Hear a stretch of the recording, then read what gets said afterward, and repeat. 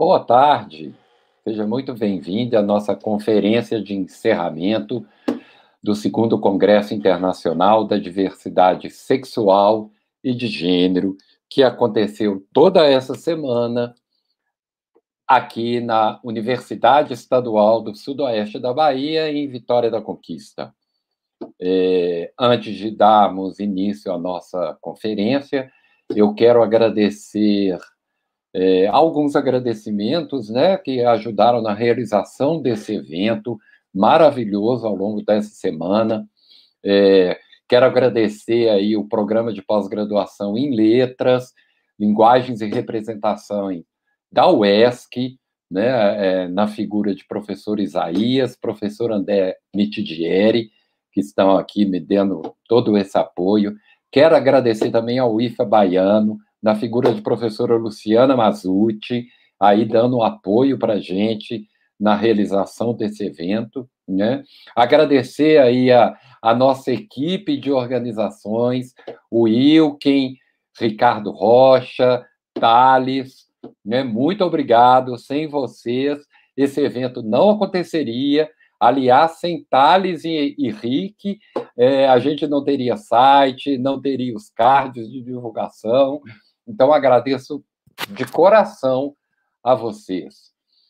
Só para encerrar, eu quero agradecer aqui, assim, nominalmente, a professor Rubens Sampaio, que é o assessor de comunicação aqui da nossa universidade, da UESB, é o diretor do nosso Sistema Único de Rádio e Televisão Educativas, né? Então, eu quero agradecer nominalmente a ele, em nome de toda a equipe da Ascom, que deu, e da TV UESB, que deram um apoio fantástico para que esse evento pudesse estar ocorrendo da maneira como foi. Muito obrigado, professor Rubens. Muito obrigado mesmo. Bom, pessoal, vou passar a palavra, então, ao professor Otton Magno, e ele vai apresentar o nosso conferencista de hoje, professor Gabriel Nascimento. Então, com a palavra, professor Otton. Boa tarde. Obrigado, Marcos. Eu gostaria de, primeiro, agradecer o convite para mediar essa mesa, essa conferência final, ao colega e amigo André Mitidieri, e também agradecer ao Marcos. Também gostaria de parabenizar todos os envolvidos, né, todos aqueles que contribuíram para a realização desse evento. Farei aqui a apresentação do Gabriel, meu conterrâneo, e eu vou pedir que ele mesmo faça a sua apresentação, já que ele é um artista, e artista gosta de se amostrar. E eu adoro isso. Contigo, Gabriel. Muito obrigado, Otton. Obrigado a todo mundo. Obrigado ao Alides, ao Codiv, a toda a organização do Codiv, especial aos colegas Marcos e André Mitidieri. Vi aqui pessoas muito queridas, como Luciana Manzucci, Thales, pessoas que eu conheço, com as quais eu convivo já há alguns anos. E estou aqui, na verdade, muito agradecido também por ser mediado por Otton, que é professor, pesquisador, cuja trajetória eu conheço há muito tempo, e que pisou esse chão antes de mim, e chão qual eu só posso pisar por causa de Otton, por causa da trajetória de pesquisa, de ensino, de extensão, de luta, de militância e corpo que não se distinguem como a de Otton e diversos outros colegas. Muito apropriadamente, quando o colega e amigo André Mitidieri me fez a indicação e também provocação para participação nesse Codiv, que não é Covid, tá? Codiv, porque passei o dia todo sendo zoado por amigos me zoando o dia todo, brincando com a sigla, e agora há pouco o André lembrou. Quem veio depois, na verdade, foi o Covid, então deixemos as coisas colocadas dessa forma. Muito apropriadamente, quando provocado sobre o que falar neste Codiv, eu pensei em trazer para esta discussão o Pajubá. Eu elenquei o Pajubá Porque, possivelmente, quando eu escrevi o livro Racismo Linguístico, aproveito para fazer propaganda, né? Autores fazendo propagandas, é muito bom. Eu pensei, porque era um dos únicos temas que eu ainda não tinha adentrado e que eu quero tratar no meu segundo livro sobre esse tema, que é os significados do racismo linguístico no ensino de línguas. E para me apresentar também mais apropriadamente, eu sou Gabriel Nascimento, sou filho de Dona Sônia Maria Nascimento dos Santos, de Ilhéus, da zona rural de Ilhéus, Banco Central. Sou linguista de formação, estou professor, né, há 3 anos, professor aqui na Universidade Federal do Sul da Bahia, acabei o doutorado esse ano lá na Universidade de São Paulo, tenho uma trajetória em construção como pesquisador jovem. Mas eu só pensei no Pajubá, e muito apropriadamente a fala foi nomeada Linguagens do Babado, porque eu tinha deixado de fora o Pajubá não por causa da pouca importância do tema, mas porque falar de Pajubá requer uma complexidade como falar de qualquer um dos nossos falares africanos no Brasil. E para falar de Pajubá, então, eu elenco, a partir de agora, uma série de discussões que normalmente vêm sendo naturalizadas no meu campo, a linguística, e que nós devemos tratar e trazer para a nossa discussão, desnaturalizando e, muitas vezes, ao desnaturalizar, entendendo as concepções de língua e linguagem que nós estamos trazendo com nossos corpos. A primeira grande coisa que nós temos que debater nesta tarde, para entrarmos definitivamente no Pajubá, é entendermos que nossa pesquisa e nossa militância não são coisas diferentes. Na verdade, o grande afã do final do século em relação à universidade operatória se dá a partir dessa divisão, porque o capitalismo neoliberal, que, como muito apropriadamente pensa aquele Mbembe, universaliza, globaliza a categoria do negro, forjada durante séculos, tem desenvolvido uma universidade operatória que nos tira a possibilidade de agência, lazer e possibilidades, enquanto a nossa pesquisa nunca se afasta disso. Então, na verdade, nossa pesquisa é militância e isso não faz nossa pesquisa menos pesquisa, pelo contrário, isso faz nossa pesquisa a pesquisa de um corpo que fala, que sempre falou. A minha pesquisa na área de linguística aplicada tem desenvolvido mais ou menos uma discussão epistemológica sobre teorias linguísticas, pensando como as teorias linguísticas fomentaram até hoje racialização. Em relação ao meu livro, mais especificamente, pensando como se dá a racialização através da linguagem. Como eu fiz uma menção a Otton no início desta fala, eu também faço uma menção a muitas pessoas que vieram antes de mim nessa trajetória, na linguística brasileira, pesquisadoras, pesquisadores negros e negras, que nem sempre tiveram que falar de racismo e racialização. Aliás, as pessoas negras no Brasil, especificamente, estiveram em todos os contextos de resistência, desde o período escravocrata até hoje. E é possivelmente a partir disso que nós localizamos resistência. Resistência, portanto, não é a condição de fantasiar ou trazer como ficcional uma dada agência. Aliás, essas são interpretações, sobretudo do ponto de vista da escola de Frankfurt em diante, interpretações, muitas outras que vieram depois, inclusive pós-marxistas, que trazem sempre a ideia de alienação, olhando o corpo do sujeito que é oprimido, no nosso caso, racializado como oco. Sendo que o sujeito que é oprimido, que sofre no sistema capitalista, ele está agindo, ele está reinventando e se inventando a todo momento. Então, para pensar isso, na minha área, a área de linguística aplicada, nós temos dialogado bastante sobre conceitos epistemológicos de língua que necessariamente vêm sido tomados como naturais até então. E aí, a priori dessa discussão, obviamente, em várias áreas, nós temos tido acesso à discussão, por exemplo, de Anderson, num texto que, aliás, é muito problemático do ponto de vista da escolha do objeto de análise, que é comunidades imaginadas, mas, nesse momento, eu gostaria de fazer avançar em direção a pensar, talvez, o conceito de língua mais do que comunidades imaginadas. Na verdade, pensar comunidades imaginadas é importante, mas reflete muito o pensamento de imaginação do europeu sobre si.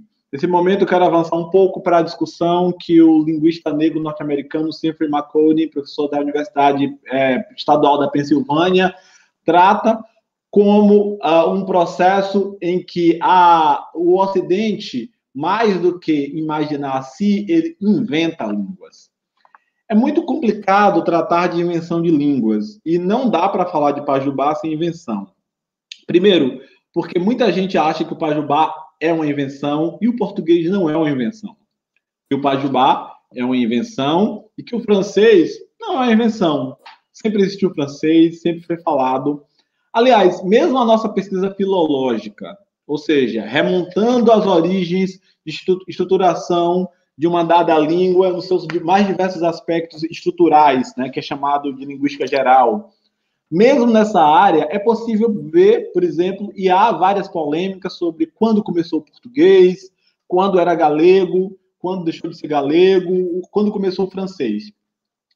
Então, nós podemos ter o pensamento, nesse momento, de que não interessava para o sujeito branco moderno, até o ápice da modernidade, chamar de língua aquilo que ele falava. Então, esse termo língua é um termo que vai se tornar cada vez mais fortuito a partir do ápice da modernidade. Não por acaso, o ápice da modernidade é aquele que vai trazer a institucionalização de uma forma de racialização nunca antes vista como experiência única e inarredável no mundo ocidental. E essa experiência é a escravização, é o escravismo e é o racismo.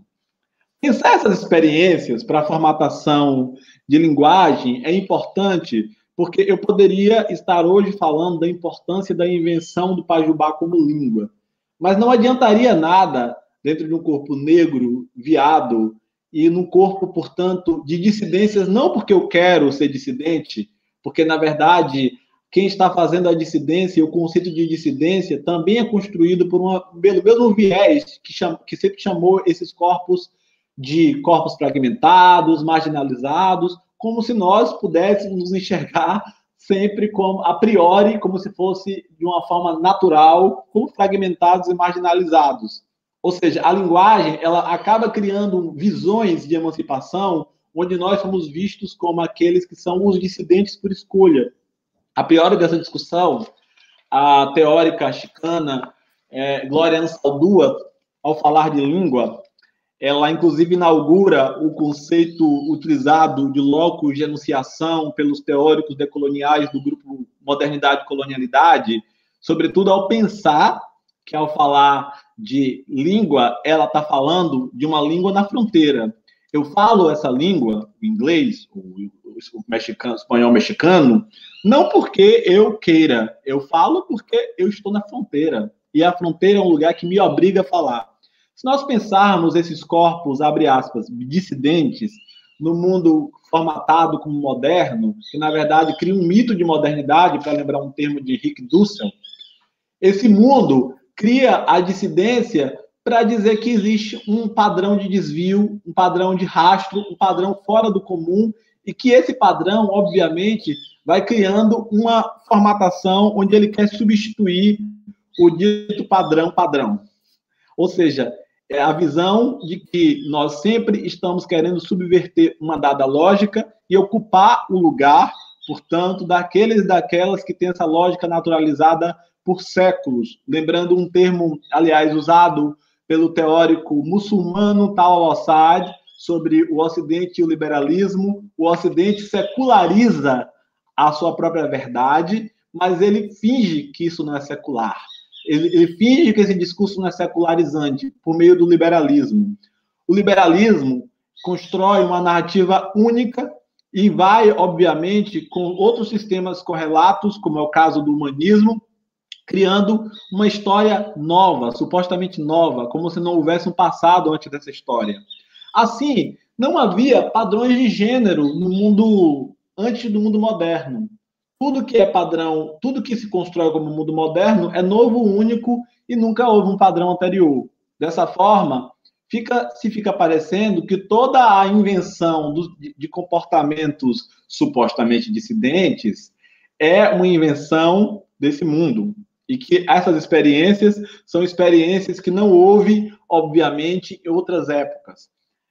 Essa discussão nos traz a língua por quê? Porque é precisamente na modernidade, no apogeu da modernidade, que surgem termos como o termo negro, termos como, obviamente, os termos para nomear o outro. É por meio da nomeação que o exercício colonial se dá, lembrando a discussão da pesquisadora Gabriela Veronelli, Alastair Pennycook, lembrando também outros teóricos importantes de nossa época. Um abraço para o nosso colega Isaías, meu querido amigo também, e obviamente é um prazer voltar para a UESC.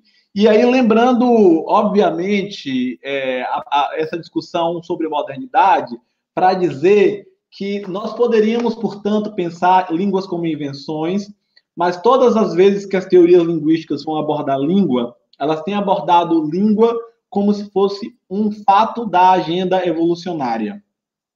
Tratar a língua como um fato da agenda evolucionária, na verdade, tem nos trazido para várias escolas de metalinguagem, pensando narrativas metalinguísticas, onde nós, obviamente, temos tratado esses regimes como regimes de materialidade histórica, quando, na verdade, eles estão a serviço de uma dada materialidade histórica, da racialização, do racismo, da invasão colonial, da empresa colonial, de séculos de colonização e de colonialidade, como algo que continua depois dessa colonização.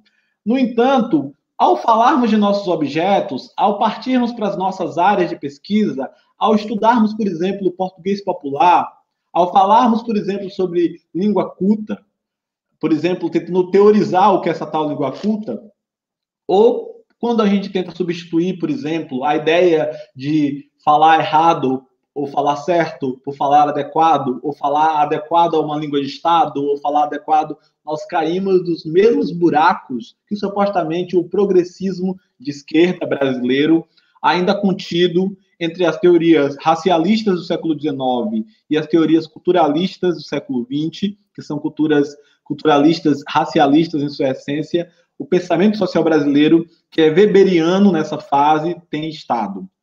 Eu quero falar de racismo e racialização no Brasil, pensando a extrema experiência negreira que é construída na dor, no segredo e como produto da violência. Não se trata de romantizar a violência e dizer que a violência é uma coisa boa. Seria como aplaudir o processo de violência que faz do Brasil um dos países onde mais se matam pessoas trans. Seria como aplaudir o processo de violência que cria uma racialização sem fim, que vai extirpando do planeta Brasil os jovens pretos, à medida que nós temos cada vez menos jovens pretos e cada vez mais miscigenação. Como produto desse sistema de violência, a gente vai produzindo uma violência atrás da outra e vai naturalizando. Não se trata nem de romantizar e também não se trata de naturalizar. Nesse caso, nós poderíamos dizer até desnaturalizar. Porque muitas vezes o negro na história brasileira, por essas teorias que eu nomeei agora como culturalistas, representadas, sobretudo, por teorias da década de 30, como é o caso de Sérgio Buarque de Holanda Ferreira, Raimundo Faoro, Caio Prado Júnior, Nelson Werneck Sodré, entre muitos outros, inclusive descambando em potencialidades do pensamento social brasileiro, como Darcy Ribeiro, na ideia de povo uno, na ideia de povo uno para pensar como a nação brasileira de fato entende essencialidade estratégica, que é um termo de Gayatri Spivak, que é muito bom para a gente usar nesse contexto, mas lembrando que essa intelectualidade brasileira é a que vai formatar uma história do negro do Brasil, da miscigenação, onde o negro não conta a sua história. O problema que nós temos aqui, portanto, não é de lugar de fala, mas sim de locus de anunciação. Quando a gente fala de lugar de fala e da importância de lugar de fala, nós falamos precisamente sobre a luta para se falar em determinados espaços daquilo que Alberto Guerreiro Ramos, um dos pais da sociologia brasileira, teórico negro baiano, de Santa Amaro da Purificação, chamava de negro tema. Aliás, esse mês vai sair um artigo meu na Polifonia sobretudo pensando a linguística brasileira e negro-tema. E pensando o lugar de fala é mesmo importante. Mas quando nós pensamos que o branco pode se isentar de falar sobre dados temas simplesmente porque é branco e sua identidade é naturalizada e universalizada como humano, como lembra Fanon, ou seja, o branco é o humano, ao passo que o negro é a raça, o negro é o outro. Nós criamos na linguagem, portanto, nós perdemos na linguagem, no entanto, a possibilidade de remontar as agências e, obviamente, desnaturalizar a branquitude. É importante esse enredo, porque ao falarmos de língua, nós estamos falando de diversas línguas que criaram universalidades e criaram um pensamento forjado, não só no seu léxico. Muita gente que me chama para falar e deseja me ouvir até em lives ou então em entrevistas, deseja falar da superfície da língua, né? Como nós podemos sentir como uma dada língua traz preceitos de sua racialização na superfície. Daí fica, obviamente, muito na cara para muita gente tratar sobre o lado negro da vida, ou então falar sobre o criado mudo, ou então falar sobre a coisa está ficando preta, que vem sendo, inclusive, ressignificados pelas comunidades negras, alguns desses termos. No entanto, eu sempre quero pensar como a língua formata esse pensamento. Ou seja, para a linguística, é muito difícil que se pensa de maneira interdisciplinar ou pensar um termo que tem sido muito apropriado ou expropriado de maneira errada, transdisciplinar. Primeiro, porque de maneira errada, porque quando nós falamos transdisciplinar, nós precisamos entender que a gente precisa entender esse trânsito. Transição não é um processo fácil, transição não pode ser um processo onde a gente abre uma porta e sai. Aliás, o grande ganho da passagem de um pensamento pós-colonial para o pensamento decolonial, em que nenhum dos dois é jogado no lixo, e pensando a experiência anticolonial no continente africano, é justamente pensar que não há ruptura com a modernidade, não há uma porta da saída, porque a modernidade não tem um switch, onde a gente desliga a modernidade e, a partir de então, vamos conviver com o mundo não moderno. Lembrando o texto de Lilia Schwartz na Folha de São Paulo, uma das críticas que eu fiz ao texto de Lilia Schwartz na Folha de São Paulo sobre o trabalho de Beyoncé, era que não era nem o lugar de fala dela, era que ela estava praticando uma falsa simetria sobre uma África no momento das escritas de Shakespeare, sobretudo em textos tradicionais como Caliban, Mercador de Veneza, etc., que se está falando de um mundo que também não era moderno. Ou seja, há uma falsa simetria onde se quer trazer a visão de uma suposta desconstrução do continente africano, quando, na verdade, o mundo anticolonial não tem lidado com esse conceito de modernidade com o qual nós, em diáspora, temos lidado, inclusive os brancos brasileiros em diáspora, porque os brancos, nós falamos muito da diáspora negra, mas precisamos falar da diáspora dos mestiços e dos brancos brasileiros. E pensar, a priori de tudo isso, é preciso pensar que se não há ruptura com a modernidade, então não é possível, de uma hora para outra, deixar de falar português. Não é possível apertar um switch e falar, a partir de amanhã, eu não vou falar português. Vou acordar de manhã. Mas tem um outro pensamento que nos é fundamental nesse momento para entrar no Pajubá.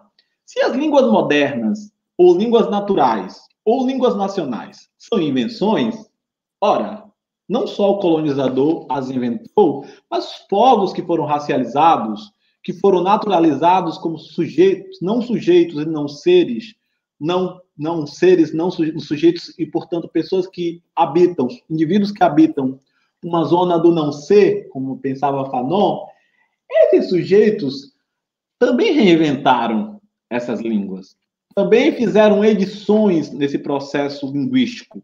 E aí, portanto, língua deixa de coabitar um terreno da agenda evolucionária para coabitar um terreno da agenda sociogênica. E a agenda sociogênica que Fanon traz para rebater a agenda evolucionária é aquela que pensa que o negro também não pode ser, de maneira nenhuma, naturalizado. O negro é o produto, os negros, as negras, os povos negros, os mestiços negros, os negros retintos, os jovens pretos que são tombados todos os dias pelas forças militares, paramilitares, num país do ódio como o nosso, são produto da violência e não, portanto, podemos falar em cultura de paz.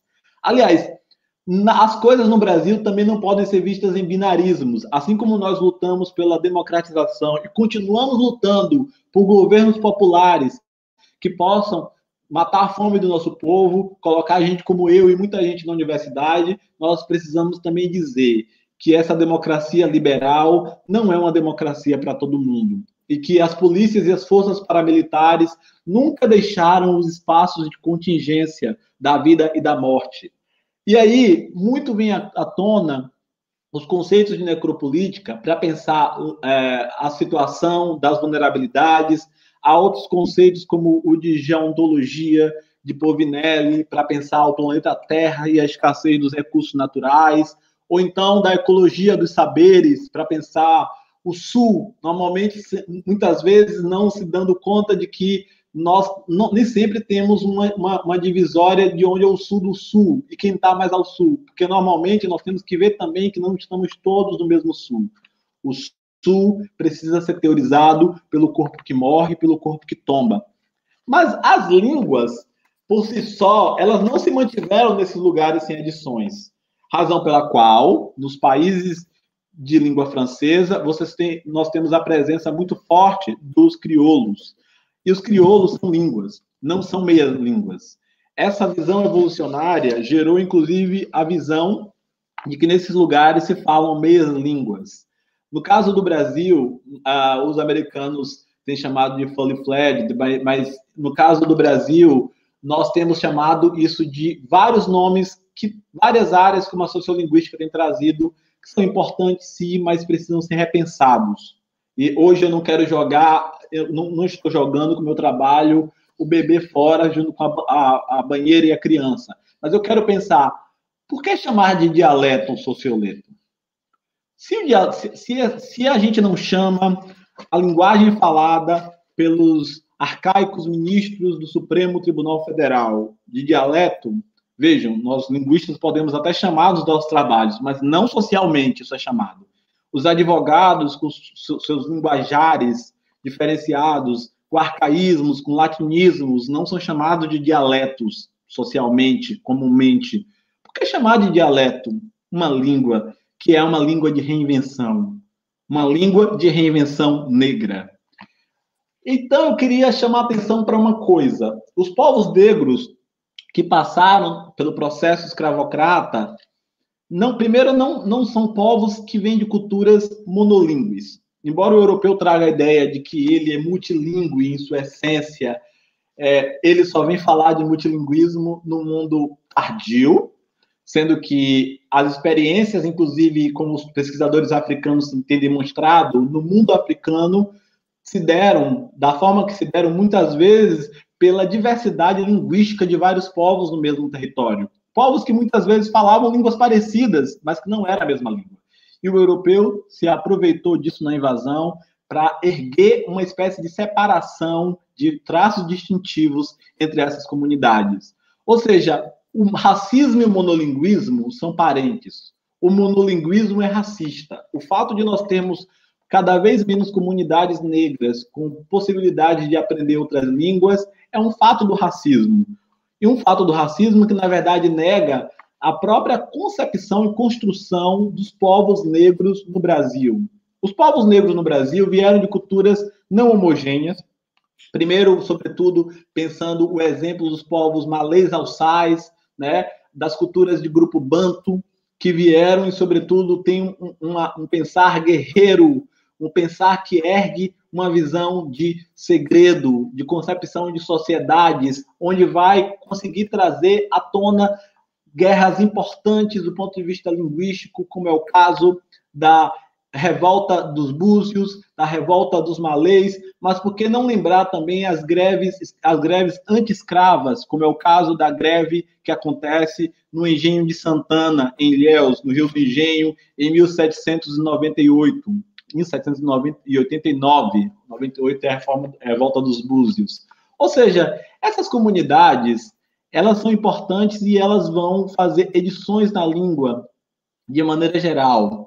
Muita gente, inclusive a Edson Carneiro, tem trazido a ideia de que essas comunidades eram comunidades sectárias em relação às outras comunidades negras. E eu tenho batido nessa ideia porque essas pessoas não eram negras. Essas pessoas foram chamadas de negras no mundo afrodiaspórico, que é um mundo de dor. Essas pessoas eram de comunidades bastante, e até a guerra, até o final da guerra, com o tratado da Rainha Ginga de Angola, essas comunidades eram comunidades que não se entendiam negras. Todas as comunidades africanas, com exceção, aliás, do Kemet, lá no Egito, são comunidades que não tinham inscrições de si. No caso do Kemet no Egito, você também não tem uma inscrição de si logofonocêntrica, onde o som e a descrição do som passam a descrever formas de mundo. Daqui a pouco eu vou falar também um pouco sobre como essas inscrições geram um gênero. Ou seja, lembrando Oyeneke Olumii, que é o nome de uma teórica sobre a cultura iorubana, que é muito difícil falar o nome dela, por isso que eu emperrei.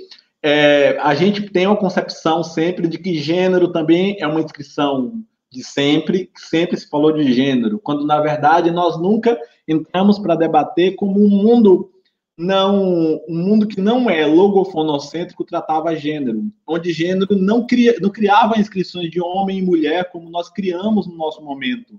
Ou seja, o mundo ocidental cria o patriarcado, cria o heteropatriarcado, cria o cis-heteropatriarcado e cria inscrições logofonocêntricas que passam a funcionar como verdades únicas e que são verdade desde sempre. Esses povos fizeram edições nas línguas, razões pelas quais o português brasileiro passou por edições muito importantes, seja na sua harmonização vocálica, lembrando o Lélia Gonzalez, já na sua percepção antropológica na década de 80, seja também nas suas versões, e, portanto, não só no sentido lexicográfico, do léxico, o nosso português não é mais o português de Portugal, mas também do ponto de vista fonético-fonológico e do ponto de vista sintático, mas, sobretudo, do ponto de vista da corporeidade negra. Se tem uma coisa que eu quero e posso e tenho que teorizar, é sobre o corpus que tem corpo. E esse corpus que tem corpo, ele cria autobiografias dele e constrói na linguagem as suas edições.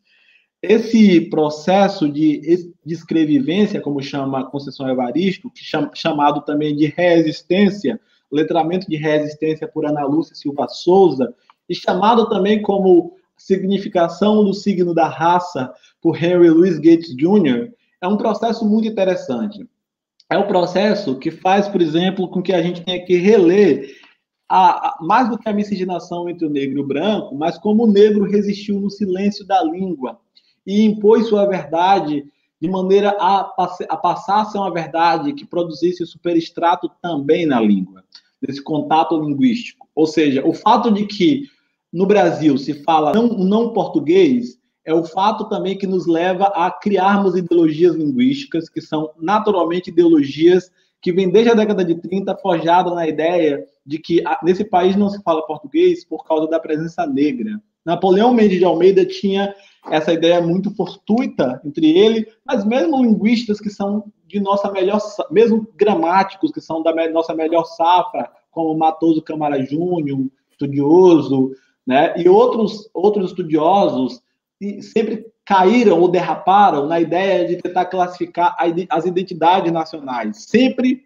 muito limitados a uma visão raciológica do século XIX. Ou seja, ninguém ou quase ninguém estava preocupado em remontar o que foram aquelas que foram as maiores agências de resistência do mundo ocidental no período escravocrata, que tinham o Brasil como centro e que passaram a copular no Brasil fenômenos nunca antes vistos, como é o caso das nossas guerrilhas, dos nossos quilombos e o aquilombamento como uma política e dos nossos movimentos para a independência, onde todos tiveram ampla participação negra.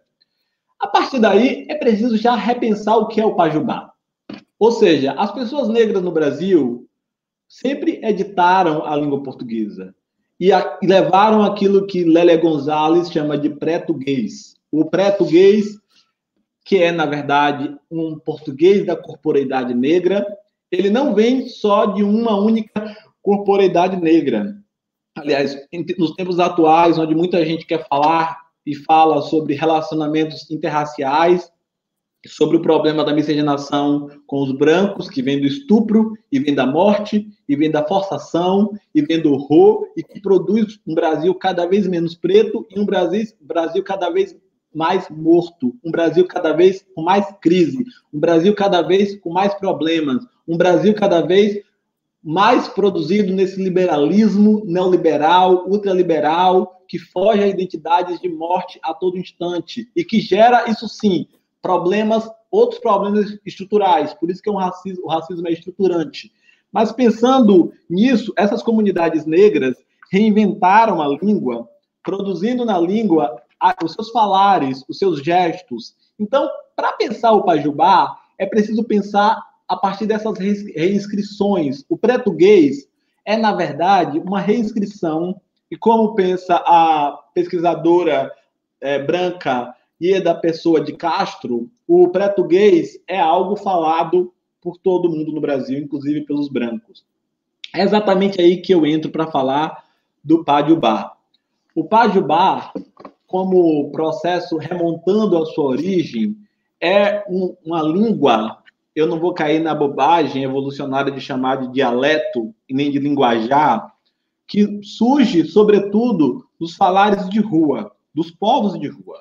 E os povos de rua no Brasil falam sempre a partir de uma miscigenação Jeje-Nagô e também, obviamente, nessa miscigenação Jeje-Nagô, e obviamente a gente está falando de miscigenação entre os povos africanos no Brasil, a gente está falando, por exemplo, de gente que era malê e se iniciou no candomblé Ketu. Ou seja, nós estamos falando de uma miscigenação que surgiu de povos que não eram negros e que passaram a ser forçados a ser reconhecidos negros na diáspora. A gente está falando que esses povos se ligaram à religiosidade, embora o candomblé não só pode ser lido como religiosidade no Ocidente liberal, né, mas por isso que eu estou falando religiosidade, para se amparar numa resistência de sua cultura, a cultura do segredo, a cultura do silêncio, a cultura de que se só pode falar aquilo que é necessário. Os povos de rua falam, portanto, tanto o banto quanto o segredo e a postura diplomática nagô há muito tempo, mas o Pajubá passa a ser exercido pelos povos de rua a partir das noções que nós temos dos corpos de travestilidade, onde a resistência em vista a perseguição, a ampla perseguição policial, por exemplo, como é o caso de São Paulo, encontrou acolhimento dentro dos terreiros de candomblé, dentro da matriarcalidade africana no Brasil, mulherista africana no Brasil, que vem de muitos séculos também, de muita importância, e que, portanto, produziu assimilações entre dois Brasis. Um Brasil que a escravidão conseguiu separar por meio do seu processo de violência, e um Brasil que a miscigenação vem dispersando cada vez mais. Esses dois Brasis se encontram nesse espaço de resistência, que, na verdade, é o grande espaço de resistência à senzala, à Casa Grande e à senzala, que é o terreiro, e que se produzem aí a partir de falares que são falares do segredo. O Pajubá, portanto, é uma língua que vem do segredo, da longa tradição do segredo. Não se pode dizer que o continente africano seja um continente só oral, como muitos autores têm afirmado no âmbito da pesquisa, porque isso seria afirmar, por exemplo, que no Mali não existia, por exemplo, uma cultura universitária, uma cultura de letramento escrito fonográfico, só para a gente pensar aqui uma outra fotografia. No entanto, também não se pode desprezar o papel da oralidade, porque a oralidade, ela cria, sobretudo no ponto de vista dos corpos africanos, fonte de resistência e resistência. O Pajubá, portanto, é uma língua com o mesmo status de outras línguas e convive, portanto, avizinhada a outras línguas como o português. É possível falar uma língua e outra língua num processo de trânsito, de transição, onde necessariamente eu alerto que a gente tem que saber qual é o processo de transição, e é possível que essa língua seja falada por todos, como é o caso do português, lembrando da Pessoa de Castro. Quero apenas chamar a atenção da diferença entre apropriação e expropriação, que normalmente não vem sendo chamado. Que o processo de apropriação cultural é um processo dado em todos os corpos, todos os povos, e como vimos, inclusive, em miscigenação entre os próprios povos africanos no Brasil, nós sabemos. No entanto, quando isso entra no terreno de um processo, e aí eu quero que vocês me avisem, faltando 5 minutos, pode ser? Porque eu olho aqui no chat, se puderem. Esse processo, como é um processo que vem de uma ampla miscigenação desses povos no Brasil, é um processo que nós podemos pensar como uma língua de resistência. Os conceitos de língua de resistência são interessantes. Algumas línguas indígenas têm desenvolvido esse papel no Brasil. É o caso do Pachorran, aqui no extremo sul da Bahia, e outras línguas no Brasil que passaram a ser remontadas pelos povos indígenas e que têm uma forte base africana. Ou seja, não é possível falar entre esses povos sem a ampla solidariedade social, política e linguística que esses povos tiveram para resistir. Sejam os povos de diversas culturas africanas, que aqui foram chamados de negros, ou sejam os povos de diversas culturas que já habitavam esse espaço, esse território, que são hoje chamados de povos indígenas. E entre eles. Então, esse processo cria o Pajubá, que na verdade vem de uma formatação, de um pensamento tanto ligado ao processo Jejinagô, quanto às culturas indígenas. E a grande resistência do Pajubá está justamente no falar do que nós chamamos de língua do babado. Ou seja, de pensar exatamente como nós podemos falar a resistência.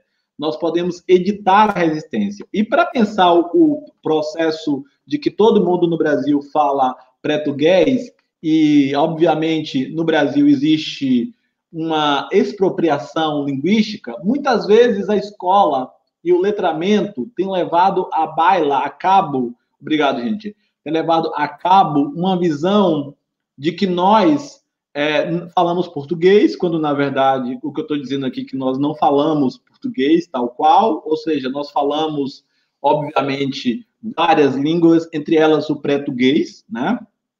E, obviamente, nós não temos remontado a importância dos povos africanos para essas línguas. No caso do Pajubá, o mais importante é que nós possamos entender as raízes africanas dessa língua e como essa língua é uma língua de reinscrição ou de reexistência. Como uma língua de reexistência, é uma língua onde comunidades LGBTs e, obviamente, começando com as comunidades de travestilidade, transgeneridade, passam a coabitar um lugar de violência, é também uma língua de fronteira.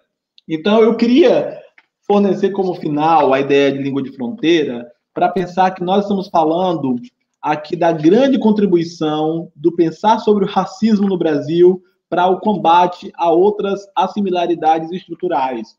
Por isso, ao terminar aqui a minha fala, eu quero trazer o debate do debate constitucional, da matéria constitucional votada pelo Supremo Tribunal Federal, que tornou as LGBTfobias um crime, que criminalizou o processo, que criminalizou a LGBTfobia no Brasil, e naquele momento onde houve uma pequena discussão, mas eu fui consultado por algumas pessoas sobre o processo de que o Supremo Tribunal Federal visse o racismo como referência para tratar dessa situação ligada a essas discrepâncias e preconceitos e contradições e, obviamente, discriminações estruturais. E sistemas estruturais, obviamente. E eu falei naquele momento da importância de se pensar como o racismo estrutura um processo tanto de racionalização no Brasil, quanto também um processo de resistência. E que, possivelmente, as experiências dos movimentos negros até hoje, e o Pajubá é um exemplo disso, ajudam a confrontar e trazer linguagens, experiências linguísticas que vão denotar e conotar aqui não trazendo uma diferença, obviamente, entre denotar e conotar, como se a gente estivesse numa plena racionalidade, essa experiência para a gente trazer, obviamente, a experiência da historicidade desses povos africanos no Brasil.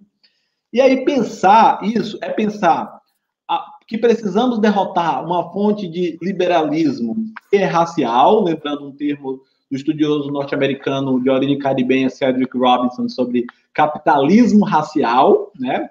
Uma fonte de capitalismo racial, uma racialização que produz pretos que são pessoas forjadas à morte e, obviamente, produzindo uma série de identificações de morte, dentre as quais as identificações ligadas ao gênero, e pensar, obviamente, que essa formatação de gênero, tal qual fonográfica, ela é uma contradição que o Pajubá vem combatendo, mas que não necessariamente as pessoas que usam o Pajubá, ao terem consciência de que essa é uma língua de segredo, ou seja, talvez um dos raros momentos onde o segredo tenha avançado da porteira do terreiro para fora, nós precisamos respeitar esse processo para não expropriá-lo, porque a diferença entre apropriação e expropriação é a hierarquização que quem é branco, que fala o Pajubá, quem é branco, que fala a linguagem de terreiro ou que está no terreiro, vai esvaziando o significado daquele lugar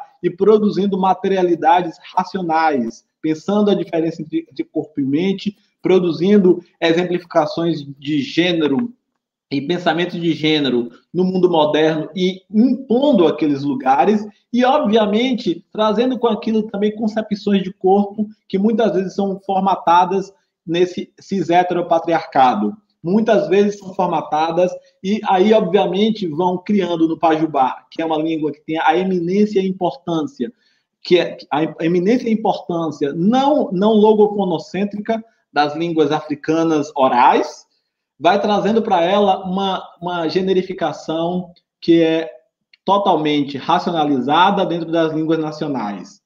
Eu, portanto, estou chamando a atenção aqui na minha fala para nós não perdermos a importância de pensar como babado, como nós pensarmos os nossos picumãs, a gente pensar os nossos aqués, a gente pensar o nosso processo de interação linguística.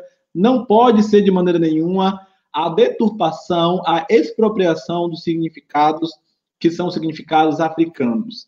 Também não se trata aqui de um simples retorno, como, aliás, o panafricanismo tentou durante muito tempo. Se trata aqui de remontar a genealogia, sem perder com a remontagem da genealogia as experiências atuais.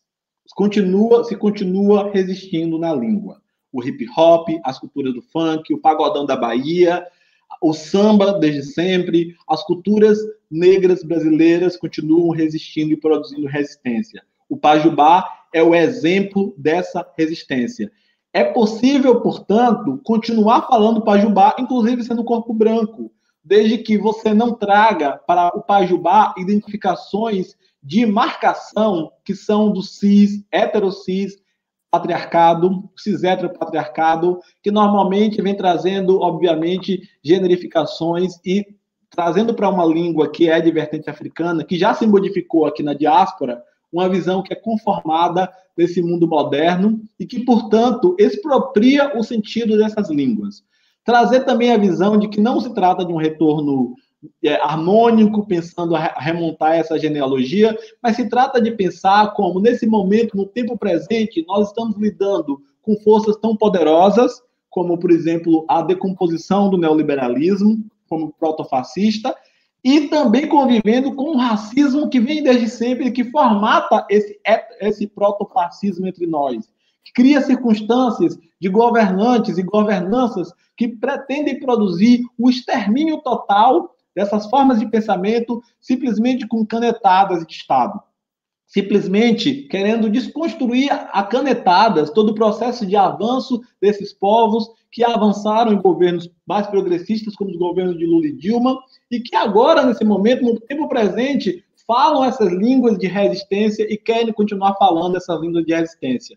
Eu concluo dizendo que nós temos o processo de raciolinguístico no Brasil como um processo de muito potencial para pensar as teorias linguísticas, mais do que ficar falando ou fazendo pesquisas na área de linguística, nas áreas de estudos linguísticos ou literários, onde nós muitas vezes caímos em buracos ao tentar corrigir a fala do famoso personagem de Conceição Evaristo, que diz: a gente combinamos de não morrer, onde a gente fala, vocifera, como nós combinamos de não morrer.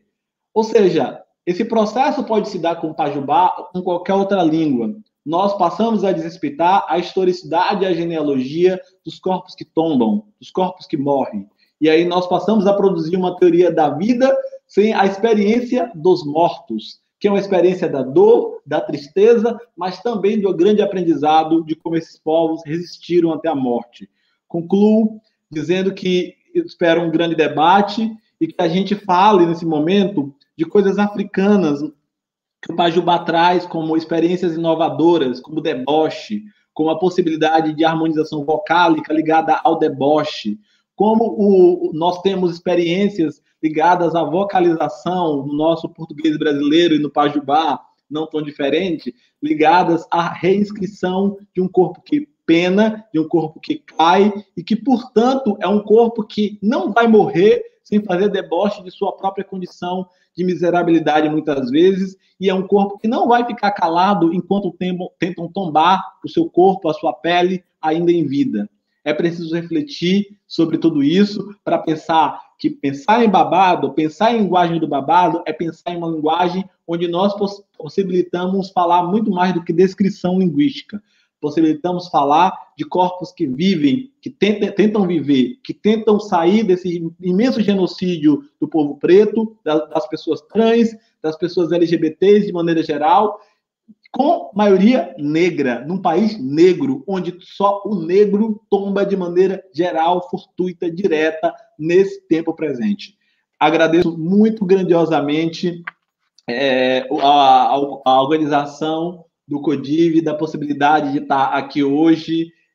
Vou tentar cumprir meu tempo aqui e nos comentários, no debate, eu posso falar um pouquinho melhor sobre esse tema. Muito obrigado por tudo. Parabéns aí, Gabriel. Muito obrigado aí pela sua fala. Me senti muito representado por ela. Fiquei imensamente feliz por você trazer um tema tão importante para esse debate, certo?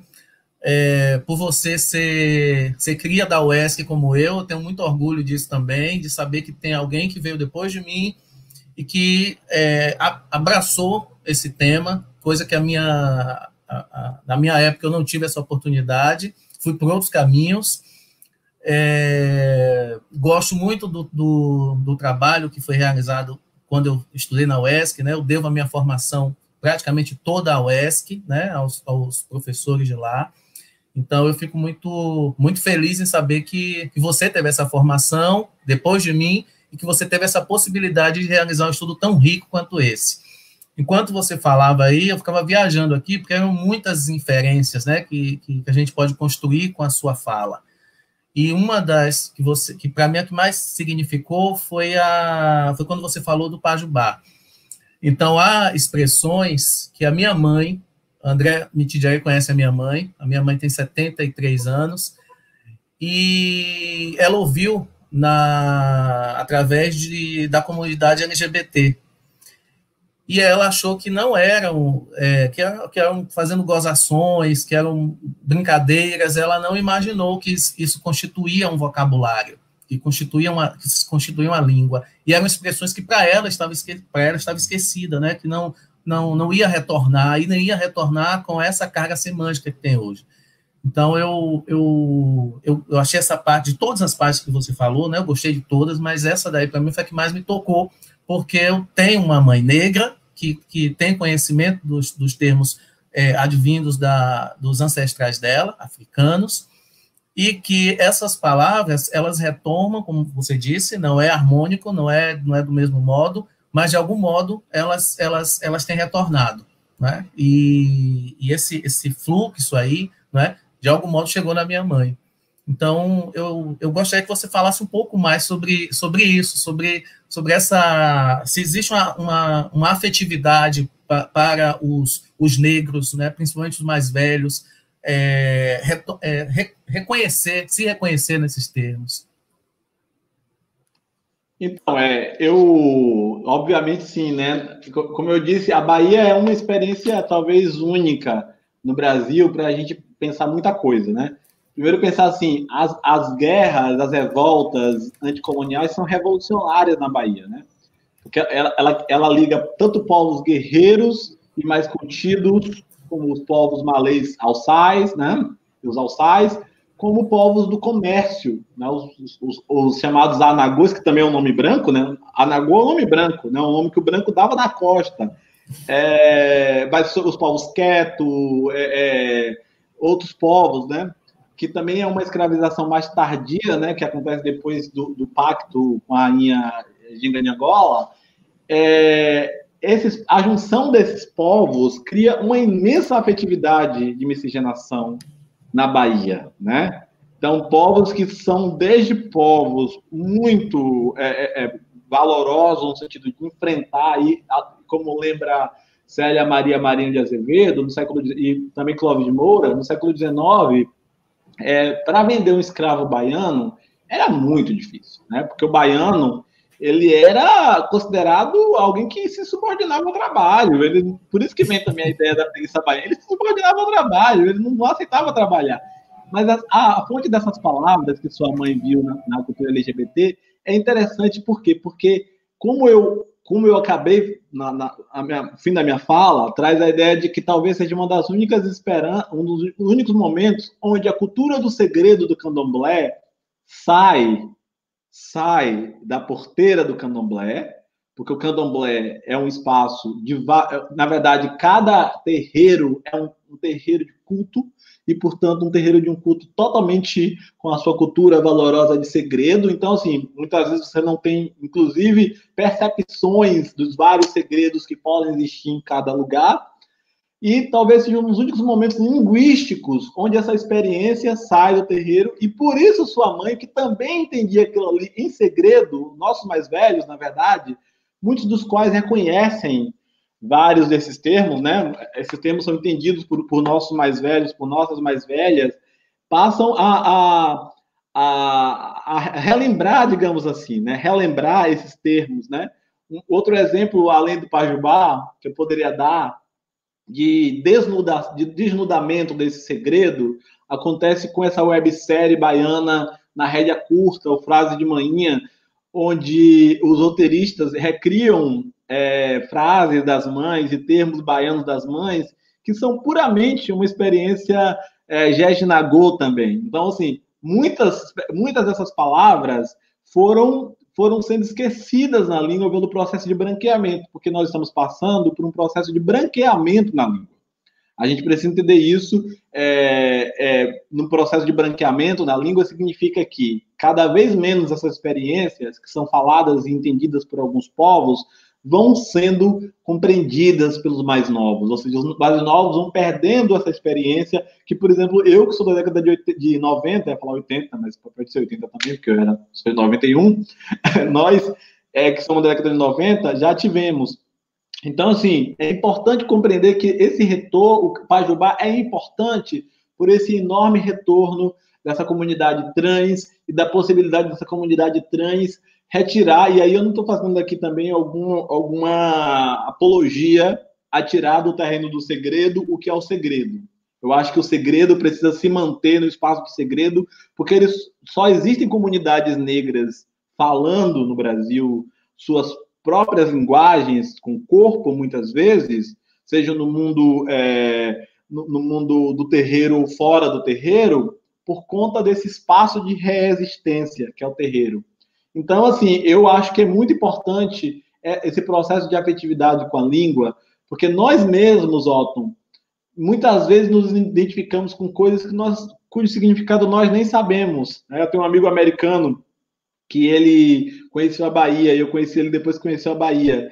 E ele ele sabe muitos cantos, pontos de candomblé, pontos de capoeira, cantos de capoeira, e é muito interessante a nossa ligação, como se deu, como nós nos conhecemos, baseados não no inglês, embora eu seja professor de inglês, sempre baseado numa corporeidade e coisas que para a gente faz significado na língua, nas nossas línguas. Ou seja, nós temos o oeste africano como comum, porque a Nigéria também é uma fonte de cultura para o mundo norte-americano, mas nós passamos a nos identificar nessa afetividade.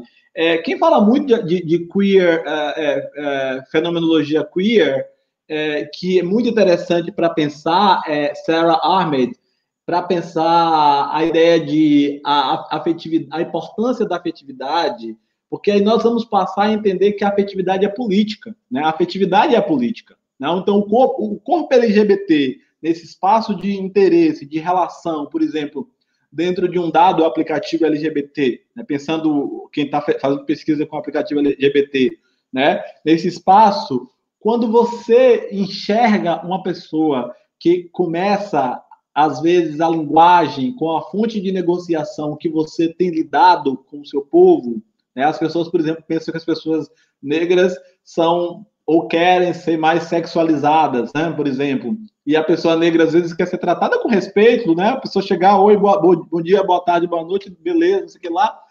E quando você chega uma pessoa, por exemplo, que traz com ela a imanência nagô da diplomacia e fala, oi, tudo bem, beleza, pessoa, você, sobretudo uma pessoa negra, né? Você se reconhece nessa diplomacia, nessa negociação. Então, assim, não somos povos unos, não somos povos de uma só história, não somos povos de uma história única, mas somos povos de inúmeras diferenças e temos que nos ler na diferença. Nós temos que parar de nos ler na possibilidade de pensar como o processo de isonomia no mundo democrático, constitucional, liberal, ocidental, neoliberal, tem apagado as diferenças para promover a ideia de igualdade perante a lei, quando, na verdade, se apagam as experiências de genealogia das diferenças. Ou seja, a diferença é importante mesmo com pessoas negras, mesmo para pensar, por exemplo, como a miscigenação no Brasil gera corpos mais escuros que tomam primeiro, como gera corpos miscigenados que passam por outros processos de racialização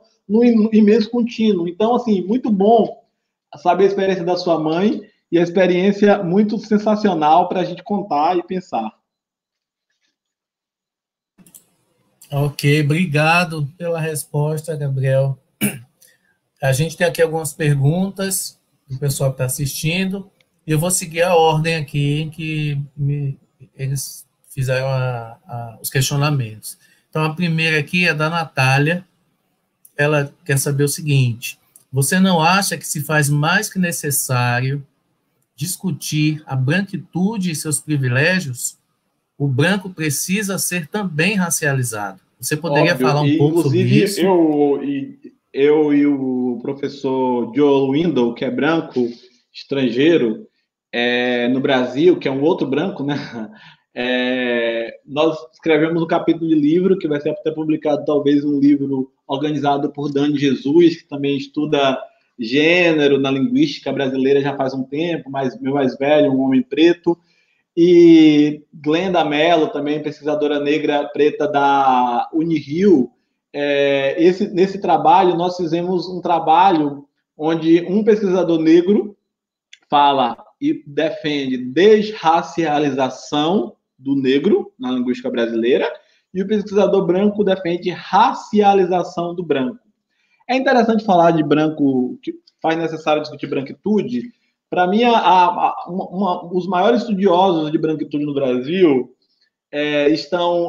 os melhores estudos estão com Lourenço Cardoso, porque Lourenço Cardoso, da Unilab, com a sua experiência também Nagô, de negociação, é muito didático ao categorizar o que é o branco crítico, o branco aliado, né? Embora a maioria dos brancos não sejam aliados, porque quem tem que dizer se é aliado ou não é o negro, não é o presidente da Fundação Palmares, não é.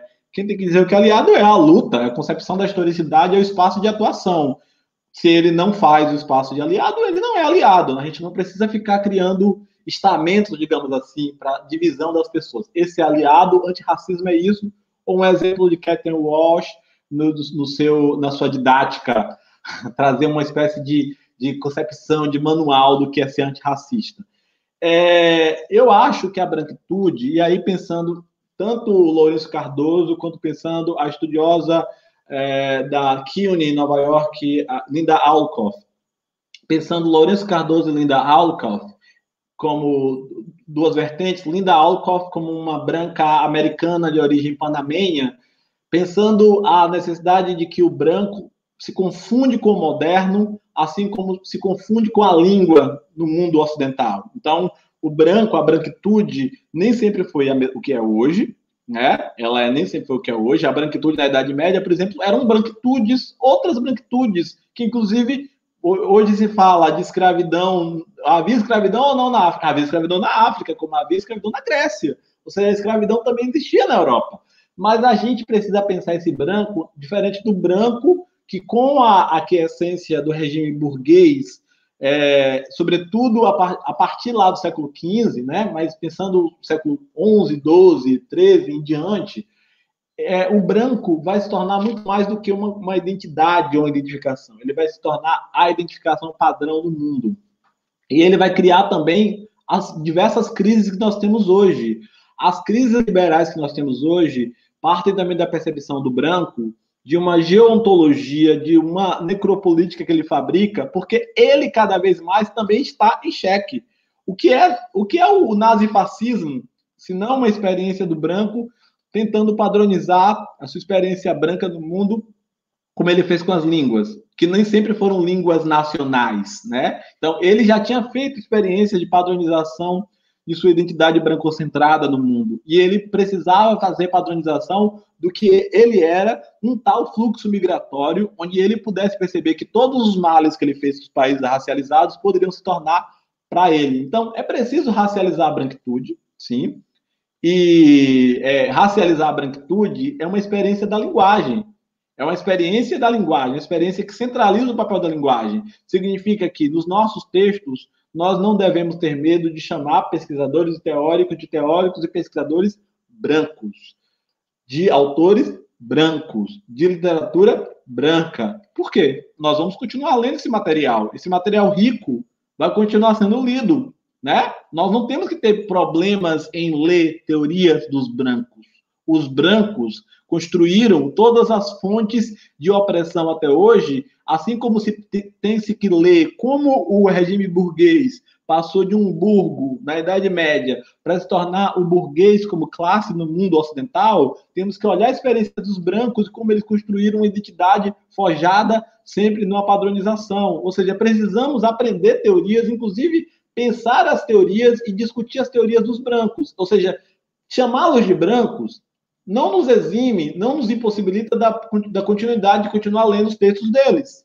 Eu posso muito bem continuar citando Foucault como um filósofo, historiador, estudioso, teórico branco, porque ele é um teórico branco. Por exemplo, as diversas críticas do pensamento dele podem ser pensadas criticamente, pensando a historicidade, a genealogia do mundo europeu moderno, e muitas vezes, quando trazidas para um pensamento, para pensar, por exemplo, as cadeias no Brasil, a escravização no Brasil, elas vão falhar justamente em não colocar o loco de enunciação de onde ele está, de onde ele parte, onde ele está. Ou seja, dia desses eu vi um pesquisador, dividi mesa com ele, falando sobre vigiar e punir, e trazendo a ideia de vigiar e punir sem tocar um só momento na relação entre senzala e camburão. Ou seja, pensar vigiar e punir numa dada ruptura, digamos assim, do mundo da Idade Média para o mundo moderno, sem pensar a escravização, é um problema gravíssimo entre nós. Ou seja, o problema não é usar a teoria dos brancos, mas é nós não racializarmos essa teoria e não desracializarmos, naturalizando cada vez mais a humanidade ou um novo humanismo, pensando no Franz Fanon, do corpo negro. Nesse caso, essa experiência é muito interessante porque muitas pessoas vão ler como racismo reverso, O racismo reverso, que só poderia existir se houvesse uma nova escravização de 400 e 500 anos de pessoas brancas, que é impossível. Mas a racialização é possível e deve ser feita, porque a racialização é o espaço de entendimento do locus de enunciação como rastro dessa branquitude até hoje. Então, respondendo essa pergunta, Natália, é isso. O branco precisa ser racializado porque ele precisa entender que ele é branco e ele não pode, de maneira nenhuma, ter nenhuma fonte crítica em outro espaço sem esse entendimento. Ok, Gabriel. Mais uma aqui da Fabiana Querino.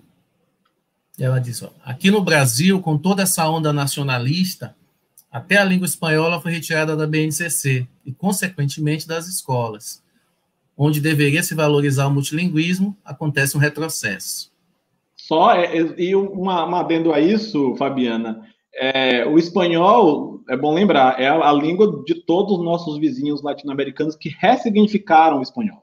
O espanhol é a língua de todo mundo, nós estamos cercados por pessoas que falam vários espanhóis, né?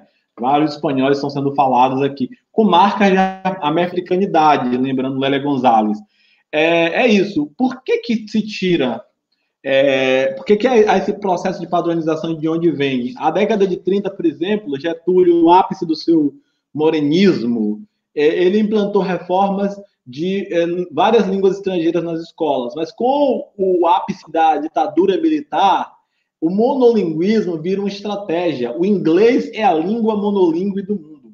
Então, o espanhol não importa. A gente não tem que ter nenhuma integração regional.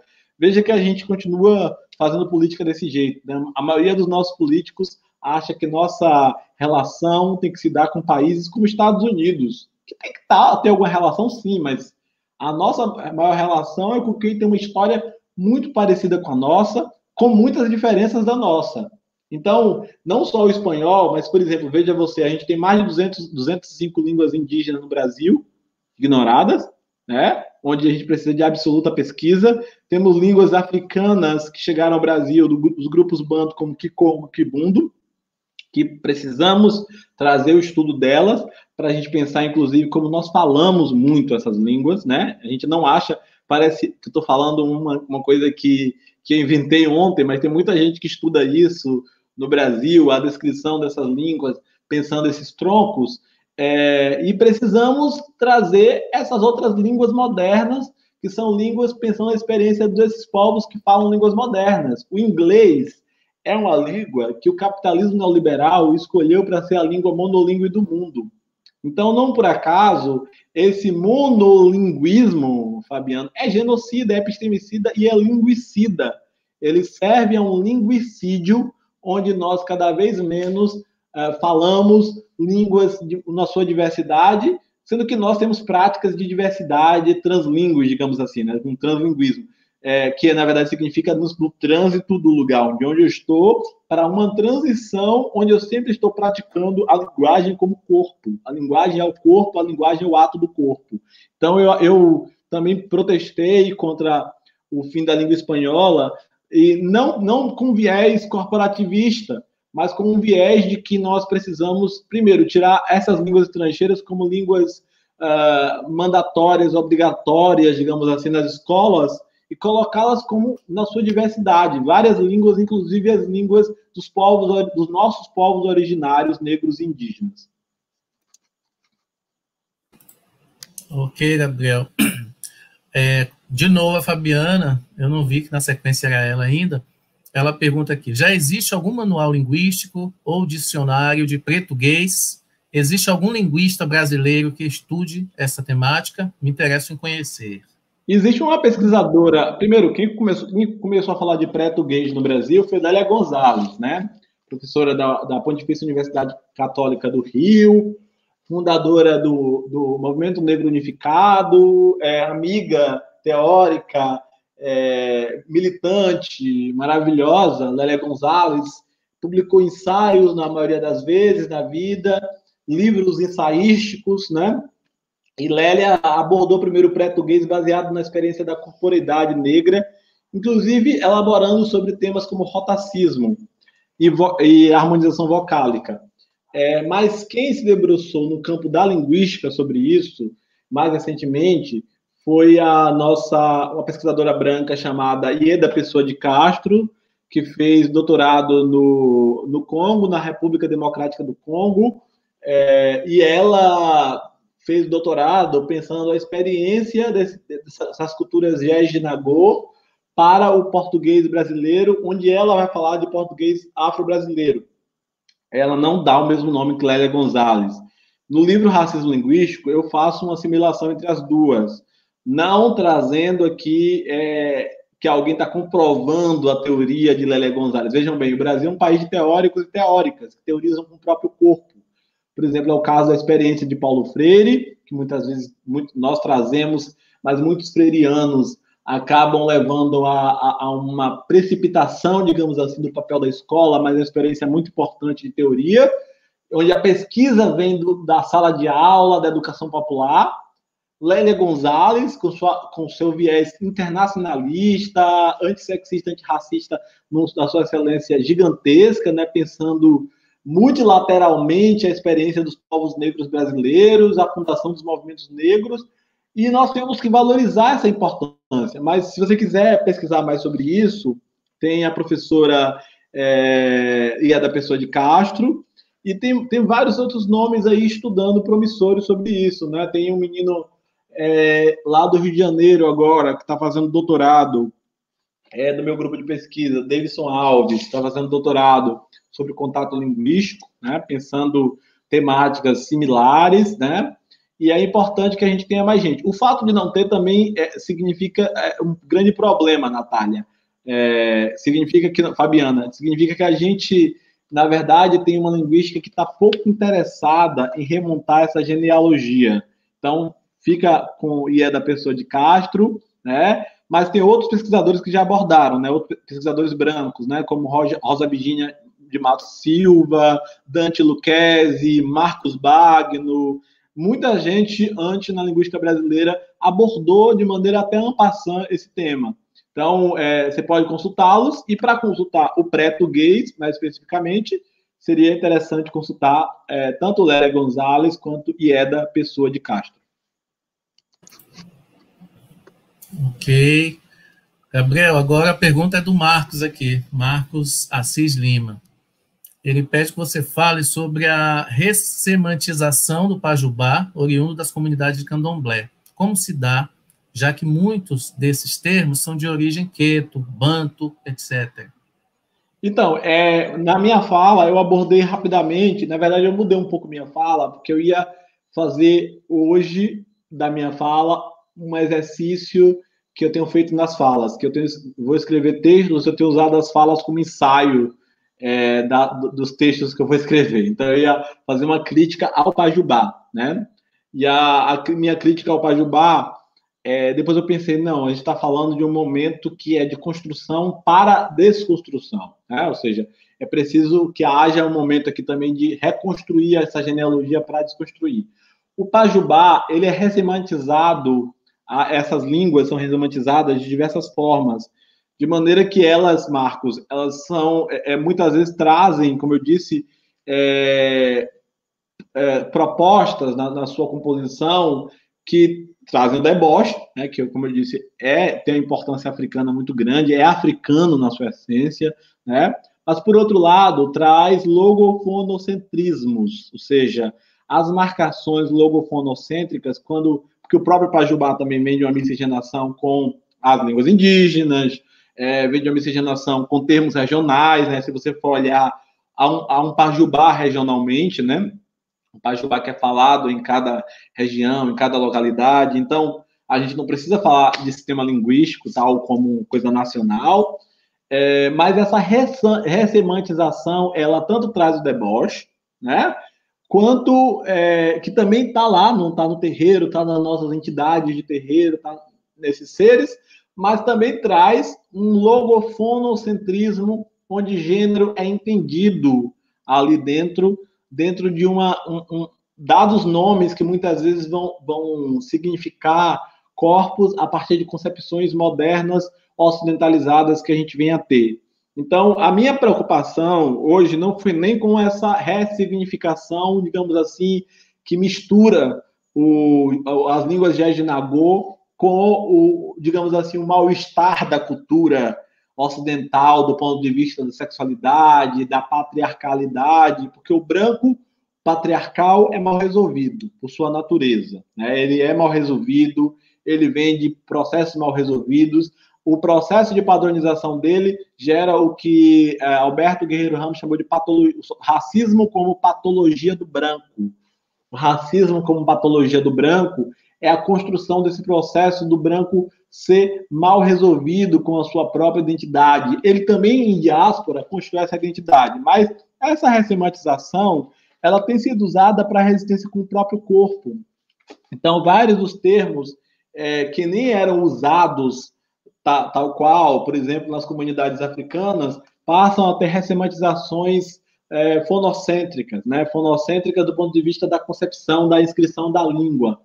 Então, nós nos identificamos, por exemplo, quando a gente vai usar palavras como, por exemplo, bunda no Brasil, assim como nós nos identificamos quando a gente vai falar, por exemplo, como aqué ou picumã, onde a gente vai identificar as concepções de harmonização, de como isso harmoniza para a gente ao falar. Por outro lado, nós também precisamos entender que, ao falar esses termos, eles também são termos que carregam o peso dentro deles, ou neles, ou com eles, de racialização. Ou seja, às vezes, a gente pode falar de picumã ou pucumã, como, por exemplo, na minha época, você falava de tribufu ou trubufu, quando eu era criança, para falar de pessoas pretas retintas, ou de tizil. Ou seja, a gente usa as palavras que vêm das origens de Nagô, às vezes, não para ressignificar na resistência, mas para ressignificar na ofensa, para ressignificar no processo de xingamento, como se aquilo fosse um xingamento, como se você não pudesse dizer, sim, se tizil mesmo, sim.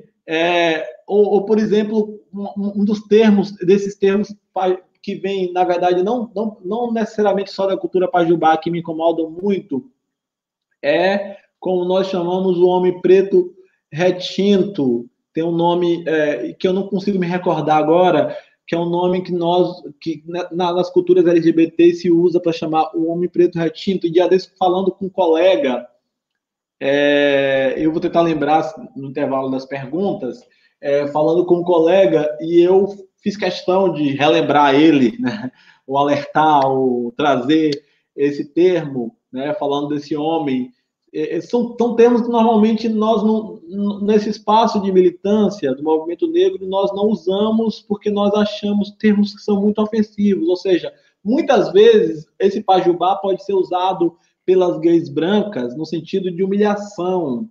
E isso é um processo que é isso que eu estou chamando de expropriação. O processo que você está chamando de ressemantização, que é a expropriação, é um processo que muitas vezes pode ser usado para fomentar mais dor. Então, nós precisamos usar essa língua, que é uma língua que é de vertente africana, para produzir processos de revolução linguística, digamos assim, baseada nessa experiência linguística, certo?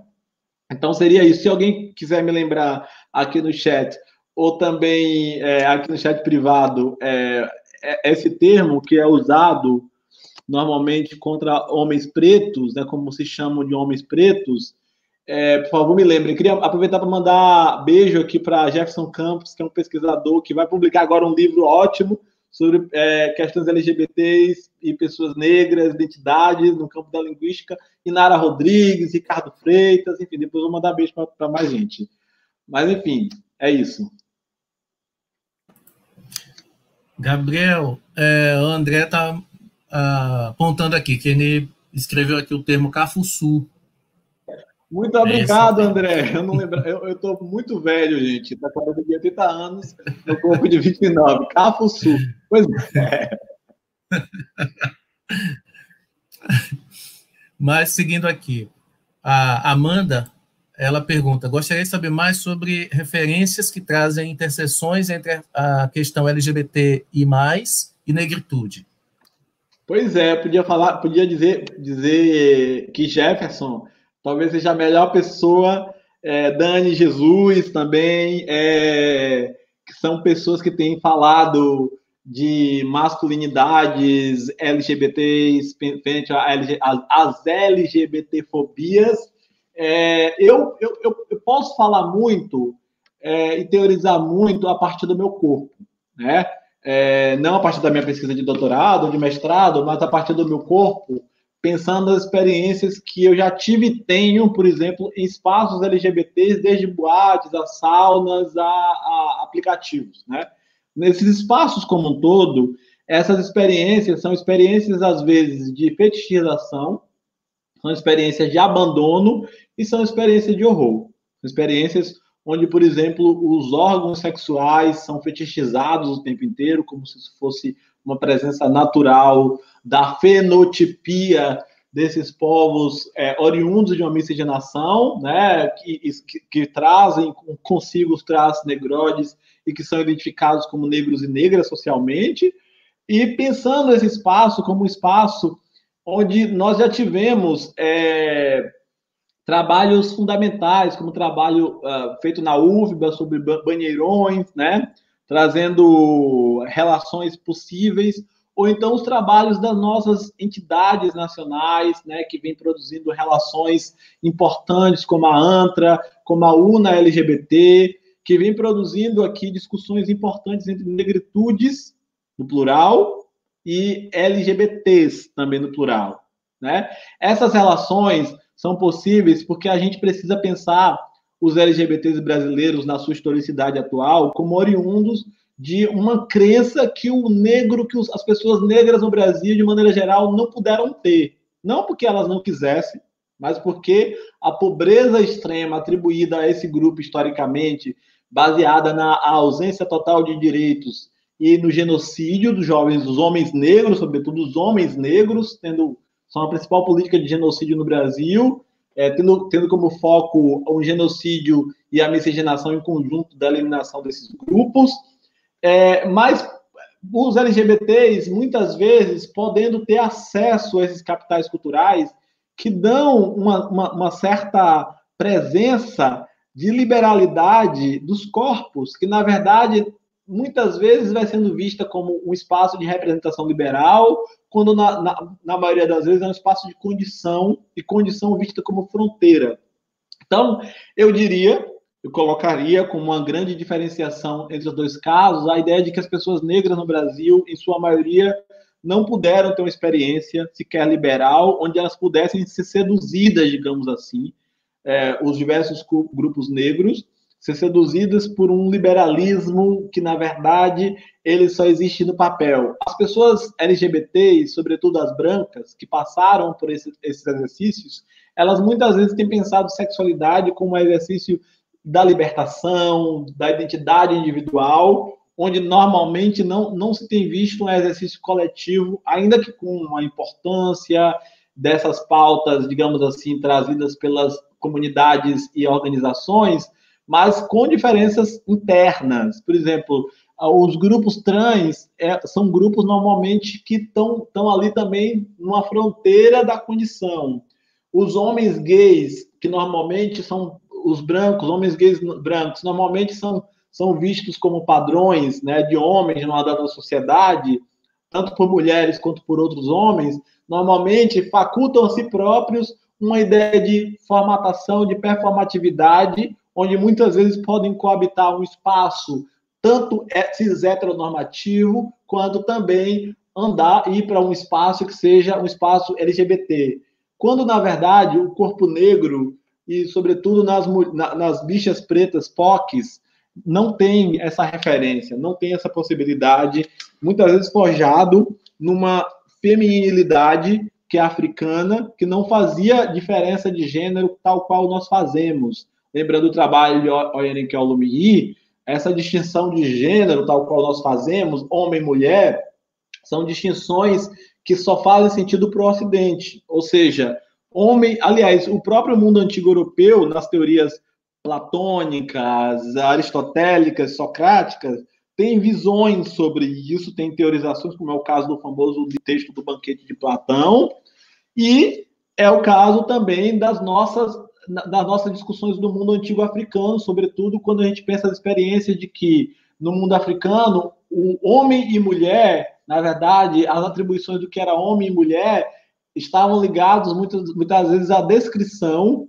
ao termo oral, era uma descrição dos órgãos, vou falar sexuais, mas que a gente não está tão ocidentalizado que é difícil passar a barreira, também a gente não quer forçar a barreira romantizando, né, como fez o panafricanismo norte-americano, mas pensar a experiência desses povos chamando homem pelo seu órgão genital, mulher pelo seu órgão genital, onde muitas vezes, sobretudo nas culturas nagôs, né, que na verdade fica, sobretudo do oeste africano, muitas vezes, as culturas, sobretudo culturas matriarcais, a visão de homem e mulher não estava forjada numa divisão que o mundo ocidental cria, tanto social, quanto racial, quanto de gênero. Então, essas visões social, racial e de gênero é que criam esses engendramentos, digamos assim, nesse momento presente. Então, eu destaco essas coisas para a gente pensar, para a gente trazer essas intersecções que são tão importantes, baseadas nos nossos corpos, e pensar assim, os LGBTs brancos brasileiros também precisam ser racializados.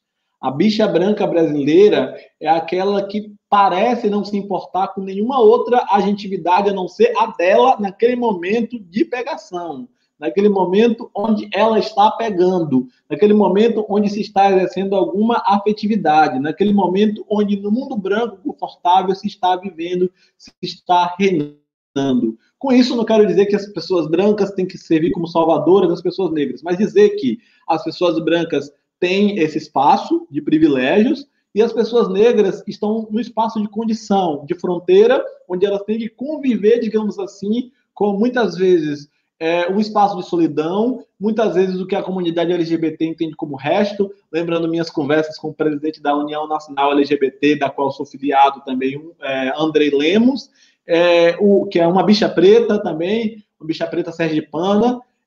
Nós temos uma condição onde a gente às vezes tem que pensar por nós e pelos outros. A gente não é facultada a individualidade ao corpo negro. O corpo negro não é facultado a individualidade. Então, às vezes, por exemplo, o fato de nós ficarmos com pessoas negras tem a ver com política, tem a ver com a política da vida e tem a ver com a política de tentar dizer, olha, se eu estou com uma pessoa negra, se eu não fico com uma pessoa negra, muitas vezes tem a ver com o auto-ódio que eu posso ter contra os meus próprios traços. O que me incomoda na pessoa negra? O que me incomoda numa outra pessoa negra? Será que o que me incomoda numa outra pessoa negra é o fato de ela ter uma boca como a minha, um nariz como o meu? Então, essas perguntas vão criando uma condição política importante nesse espaço dessa relação entre LGBTI e negritude. Vamos lembrar que o próprio Fanon traz elementos importantes para pensar como o homem preto continua sendo fetichizado, inclusive por bichas negras, quando a gente tem que pensar sempre o homem preto como aquele que tem que ser ativo, como aquele que tem que ser pausudo, como aquele que tem que ser o metedor, como aquele que tem que ser aquele que domina. E é muito estranho isso, porque muitas vezes eu que me pego pensando ou teorizando sobre isso, sou violentado dessa forma nos mais diversos espaços, né? Dia desse, no aeroporto de Congonhas, um cara me violentou absurdamente. Eu estava num café, sentado, esperando, com muito sono. O cara encostou em mim e perguntou se eu era garoto de programa. Eu falei para ele, sou de programa de pós-graduação. Mas, assim, um espaço estranho, falei dia desse, mas já tem anos já, isso já tem mais de 4 anos, mas um espaço muito complicado, indelicado, onde eu que falo, né, eu falo agora, não falava na época, de racializar a branquitude, eu poderia ter reagido com a total violência necessária dos povos oprimidos, malês, mas naquele momento a única coisa que eu pude fazer foi me defender e dizer que, na verdade, esse mundo é um mundo que entende que eu tenho cara de garoto de programa, quando, na verdade, eu nem na verdade, não sei se esse negócio de cara é fatídico ou não, mas eu nunca consigo me pensar dessa forma, porque nós estamos em identidades onde nós ainda tentamos forçar, será que eu pareço mesmo? Será que eu tenho cara? Será? Quer dizer, a patologia do branco cria outros problemas, onde nós muitas vezes vivemos um tal limbo, onde o desejo, as questões ligadas a essa perversidade da racialização, nos levam a ficar no limbo, onde a gente começa, meu Deus, será que eu pareço mesmo? Só seria isso, essa relação que eu gostaria de trazer.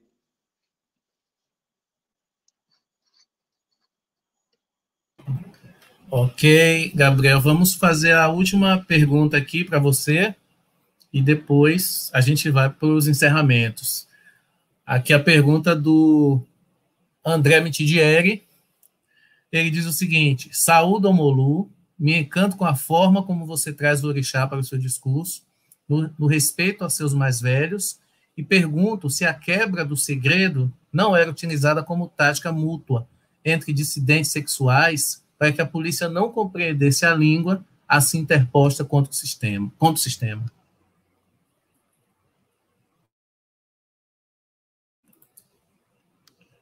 Ainda bem que eu estava mudo, Ricardo, porque eu falei, porra, muito bom. Aí eu pedi desculpa.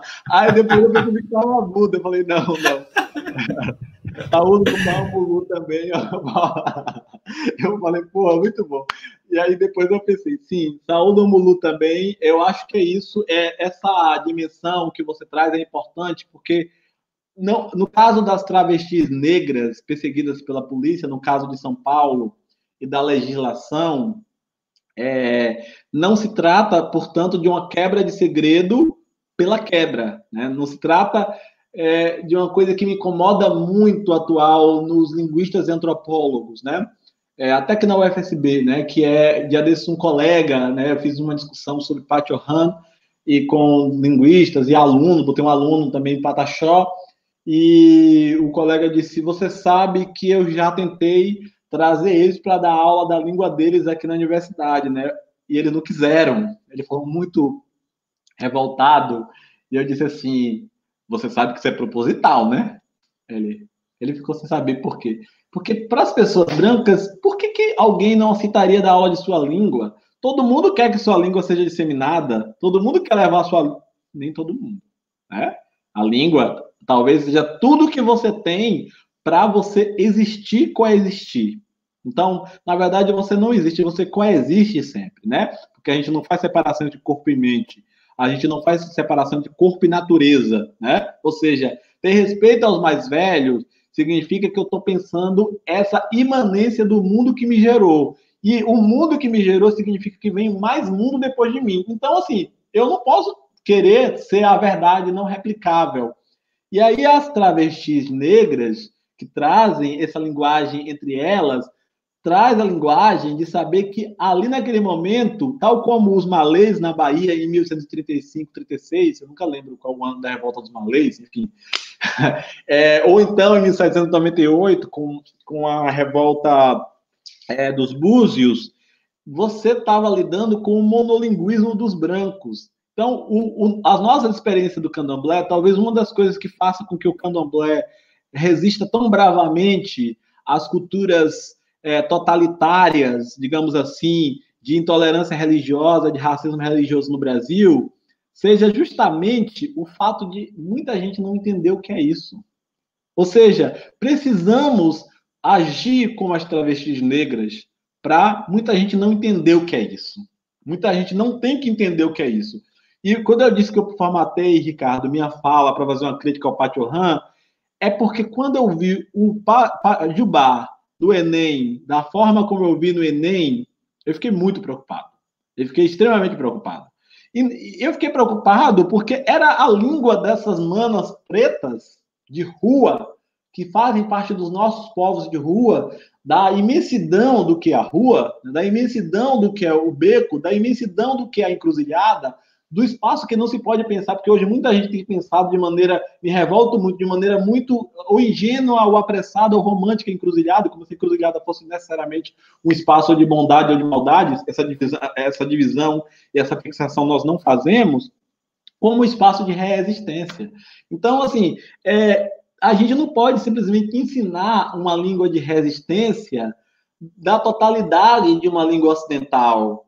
Ou seja, pensar essas mais velhas que criaram o Pajubá nos ajuda a continuar falando o Pajubá como língua do segredo, língua da comunidade, e não nos importarmos, não acharmos que essa língua, que esses falares, que essas formas têm que ser apressadamente levados para a Globo, para os meios de comunicação, para os jornais, para a escola, da maneira a universalizá-la. Ou seja, às vezes, o que garante a nossa vida é a fonte do mistério e do segredo, há coisas no fundo de um rio, que estão no fundo do rio e tem que ficar no fundo do rio. E nós, somos pessoas que somos identificadas de maneira como a POC, como efeminado, dessas formas, nós precisamos entender que muitas vezes fazer a pessoa se confundir é uma forma oriunda do Pajubá, dessa criação, dessa recriação linguística. Então, às vezes, muitas vezes, Ricardo, alguém me pergunta se eu sou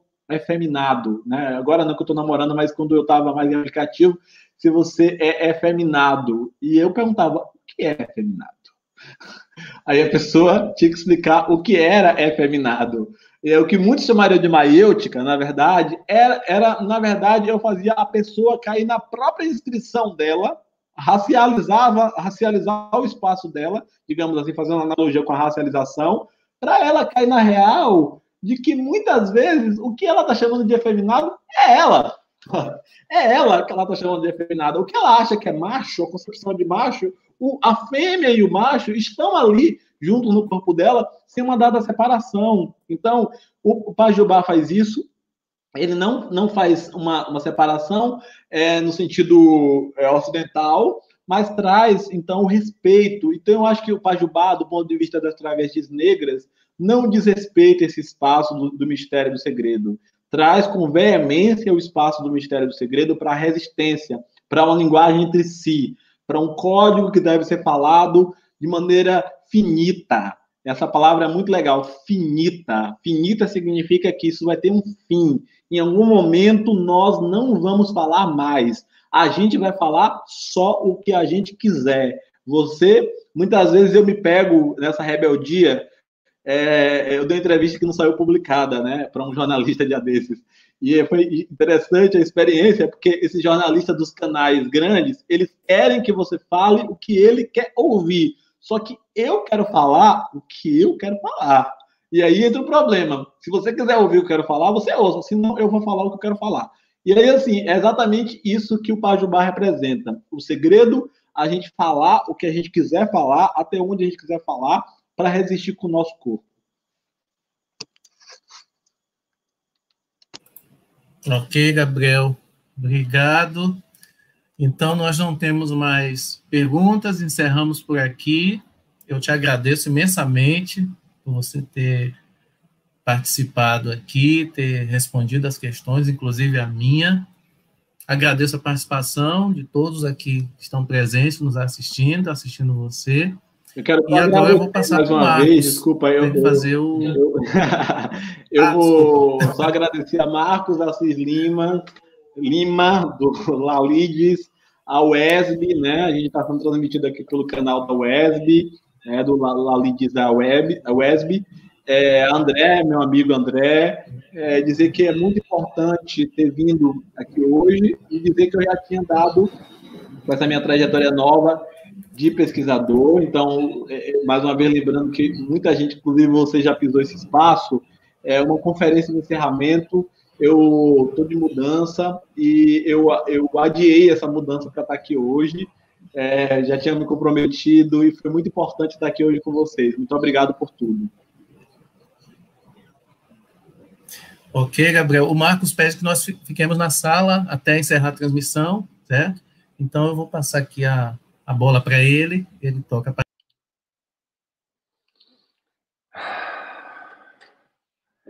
Estou aqui triste, porque nosso evento está terminando, segundo colóquio da diversidade sexual e de gênero, está encerrando agora com essa conferência babado de Gabriel Nascimento. Agradeço muito, Gabriel, né, pela fala, agradeço o Otton Magno, né, também pela presença, está aqui fazendo essa mediação, E me despedir de vocês, informar que o CODIV é um evento bianual, então, em 2022, teremos o terceiro CODIV, né? Podem ficar aí ansiosos, né, com discussões tão importantes quanto essas. E só para lembrar, antes de encerrar, daqui a pouquinho começa a nossa festa de encerramento, a festa bafônica, lá no canal do Lalides. Né? Vamos ter apresentação culturais do Grupo Geni, do IFA Baiano, vamos ter também performance artísticas, então vai ser bem bacana, apareça lá no canal do Lalides. Até daqui a pouco. Muito obrigado mais uma vez por acompanhar o nosso evento, porque sem vocês não faz sentido toda essa conversa e toda essa longa semana de debates. Muito obrigado, boa noite e até 2022.